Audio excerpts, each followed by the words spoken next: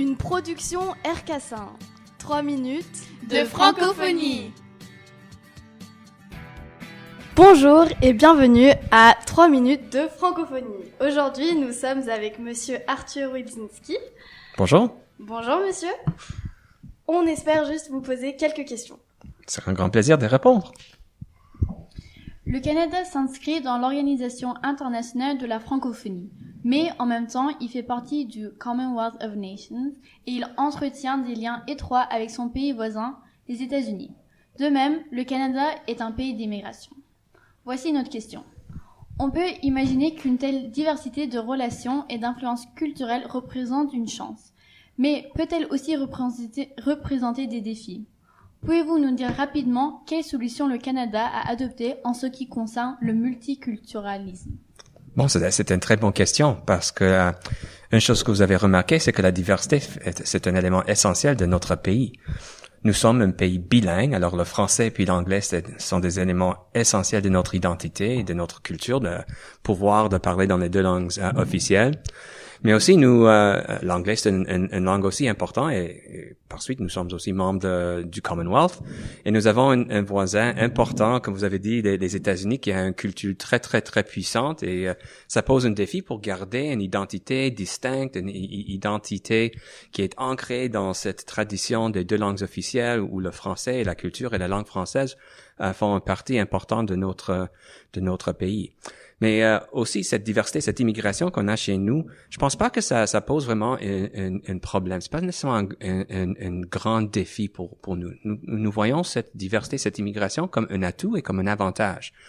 Effectivement, pour nous, pour le Canada et pour aussi nos provinces, le Québec et le Nouveau-Brunswick font aussi partie de l'Organisation internationale de la francophonie comme des gouvernements participants. Nous choisissons des immigrants qui ont des compétences linguistiques incluant le français. Alors pour nous, quand nous bâtissons un pays, c'est ancré dans une citoyenneté partagée. Et un élément important de cette citoyenneté partagée, c'est la façon qu'on peut communiquer entre nous, et ça inclut le français et l'anglais. Alors pour moi, je vois ce multiculturalisme comme un élément central d'être canadien. Je peux partager mon propre exemple. Moi, je suis immigrant au Canada. Je suis arrivé au Canada quand j'étais très jeune. Je suis un immigrant de la Pologne. Effectivement, j'étais un réfugié quand je suis arrivé au Canada. J'ai immigré à Montréal.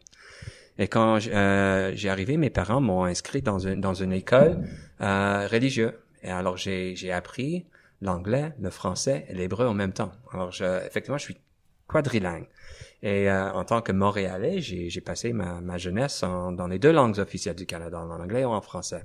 Alors, je pense pas que c'était vraiment un grand défi. Nous avons des outils pour promouvoir notre identité, effectivement, d'une façon très, très diversifiée. Donc, comme vous avez dit, le Canada est un pays bilingue. Donc, quels enjeux voyez-vous pour la francophonie dans le futur? Donc, la langue française a-t-elle toujours sa place dans un monde où on parle de plus en plus anglais?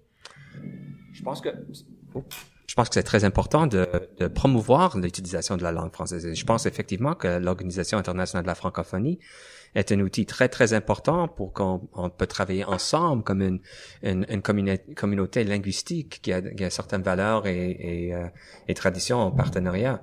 Et même si l'anglais est fort, je pense que de plus en plus, c'est important d'être polylingue.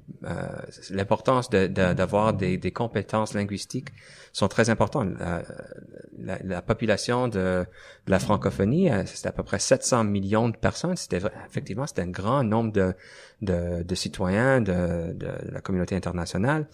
Puis d'avoir des compétences en français, je pense que c'est très important pour le Canada et aussi pour le gouvernement fédéral, mais aussi pour le gouvernement du Québec et le gouvernement du Nouveau-Brunswick. La promotion de la langue française est très, très important. D'avoir des liens avec la francophonie internationale, de promouvoir ce qu'on partage, de promouvoir, par exemple, l'utilisation de la langue française dans la recherche et dans les sciences. C'est quelque chose que nous partageons ensemble. Alors, je vois vraiment un avenir très, très positif pour la langue française. Je pense que le Canada puis nos partenaires dans l'organisation vont faire notre mieux pour s'assurer que l'avenir va être aussi francophone que le passé. Donc, chaque groupe a sa dynamique sociale propre. Y a-t-il un esprit de la francophonie? Comment ce partenariat se distingue-t-il d'autres relations de coopération et d'échange qu'entretient le Canada? Bon, je pense que la francophonie est assez unique. Je pense que les autres organisations, les autres instances où on a de la coopération internationale, c'est vraiment ancré dans une question des pays. Mais je pense que la francophonie est assez spéciale parce que ça représente des gouvernements qui ont une certaine tradition linguistique et culturelle en partage.